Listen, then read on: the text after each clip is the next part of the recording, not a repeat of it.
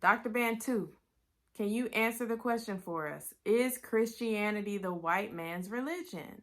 Bisrat first entered Africa and Asia freely and developed without and often in spite of Roman and European involvement. From the very beginning in Acts 2, it showed that God in his providence chose a people group, the Hebrews, who themselves were of every Apologetics bars. Proceed. That it was part of Roman attitudes to think that blackness was akin to being handicapped or was akin to being lesser than. And we see right here that what do we do with lesser people in the Roman Empire? We dominate them. So again, this is before Yeshua took on flesh and preached the gospel, the Bisrat. This was part of Roman society already before Bisrat even came around. Okay, so you're telling me that the idea that blackness was lesser than whiteness didn't start with the Christian church, but actually started with the Roman Empire? Oh my God! Wow! That honestly doesn't surprise me though, because God is love. I mean, the message of the gospel is not that we're to hate people or to treat people in any way lesser than what we want to be treated, right? That's right! I mean, look at Jesus' Sermon on the Mount, the Beatitudes. Blessed are the slave masters. Blessed are the rapists. Blessed are the kidnappers. No. That's not what Jesus said. He said, blessed are the peacemakers. Blessed are the gentle. Blessed are the poor in spirit. Now, I know that might sound weak to a lot of people, but you can't have it both ways. You can't say on one hand that Christianity causes people to become evil and immoral and super aggressive, but then on the other extreme, it causes people to be submissive and passive. I mean, which one is it? I can already hear somebody now saying, well, it just depends on what version of Christianity you ascribe to. There's only one version of Christianity, okay? You either believe that Jesus Christ is the Messiah, that he lived, died, and rose again, or you don't. I mean, that's just pretty much the crux of the matter. All right, now one more point from Bantu. I found this very interesting. How would we say that Christianity came from the Roman Empire when they were massacring their own citizens who believed in this thing? We're throwing them in coliseums to the lions because they didn't want to pray to Jupiter and Pluto and all of these other Greek and Roman and Latin gods that everybody was being forced to pray to. But in the Persian Empire, the Nasrawi, this is what we now call Iraq, Iran, and Afghanistan, the Bisrat was growing freely in this particular context. And in fact, it was actually safer to be a Nasrawi in Iraq and Iran and Afghanistan than it was in what we now call Italy, Greece, and Spain. That was where it was dangerous to be a Nasrawi. I mean, if Christianity really was the white man's religion from the start, you would think that Rome would have been a very easy place to be a Christian, but it sounds like it wasn't. Go figure. All right, so those were a few of my favorite clips from the actual debate. But the Q&A section is where all the action happened, okay? All right, so let's roll some of the questions. In regard to the copying statement, according to, well, the question is, what Egyptian text, pyramid, Shabaka text, do you find the birth of Horus being a virgin? Dude was ready, okay? I can tell he had plenty of conversations in the barbershop and probably read some Egyptology on his own to do his research. And here goes Jabari. So in some instances, you might actually think that there are contradictions. But the reason, because some of them will also say that he was created by Ptah. You're correct about that. But you have to understand that the Kemetic tradition is not literal. It's not literal? Then why are we even having this debate then? What are we even talking about here? All right, get ready for this next question. Straight from the True ID podcast, coming from Mr. Adam Coleman himself. Make sure you subscribe to his YouTube channel. So my question is for Brother Jabari.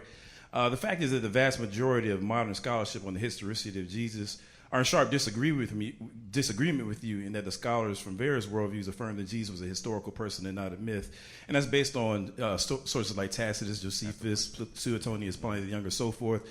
My question is, while the claims you made are popular regurgitations of the debunked Zeitgeist documentary, can you provide primary source evidence and scholarship to support your poorly evidenced claims that Jesus is being merely mythical?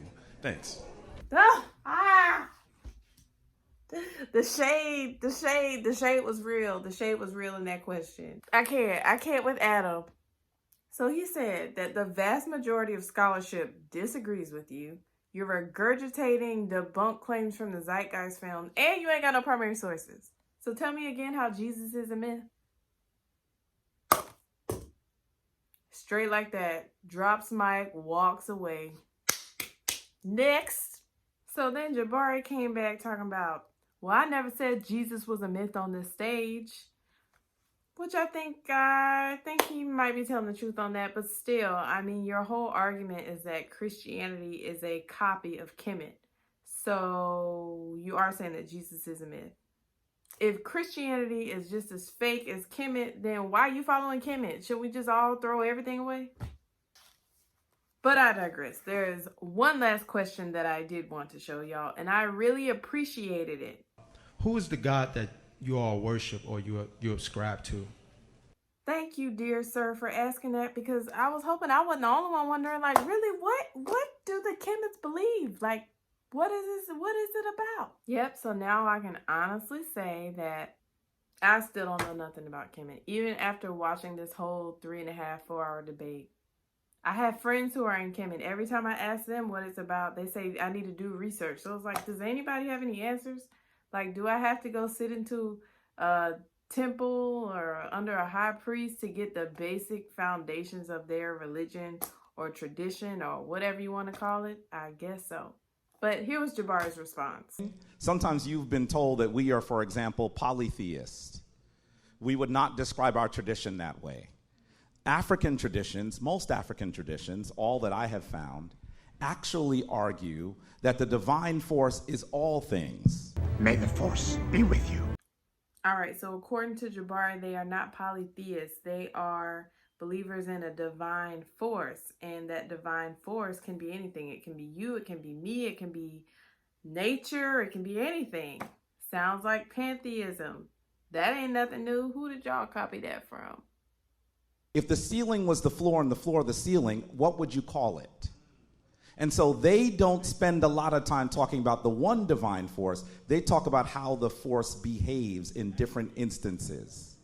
It's a coalescement of divine energy that allows you to do certain things. Our inability to see past with our 5 senses betrays us. So that what we do is we think that I am distinct from this table, that he is distinct from me. And in actuality, that is, to some degree, an illusion. But what really got me is the whole idea that people can't be distinguished from one another, nor can we be distinguished from man-made items like kitchen tables. If people have no more or less value than kitchen tables, then why be mad at the slave trade? And why be mad at Christians? I mean, if people don't matter because all we are is energy and matter, then who cares, right? Just trying to be consistent. I'm sorry, but this just sounds like postmodernism wrapped up in a dashiki. You know, there is no reality. There is no truth. It's all an illusion, figment of your imagination. What is this, the Matrix? The Matrix is everywhere. It is all around us. Even now, in this very room. It is the world that has been pulled over your eyes to blind you from the truth. Now, at the very beginning of the debate, you said, This means that I am obligated to tell you the truth. but now it sounds like you're trying to say that there is no truth. So which one is it? If there is no truth and this is all an illusion, then why are you even having this debate?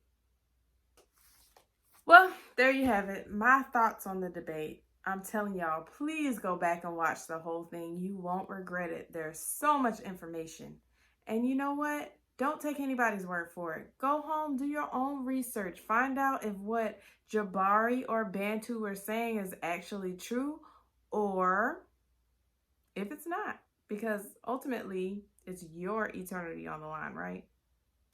And I got one more nugget for y'all.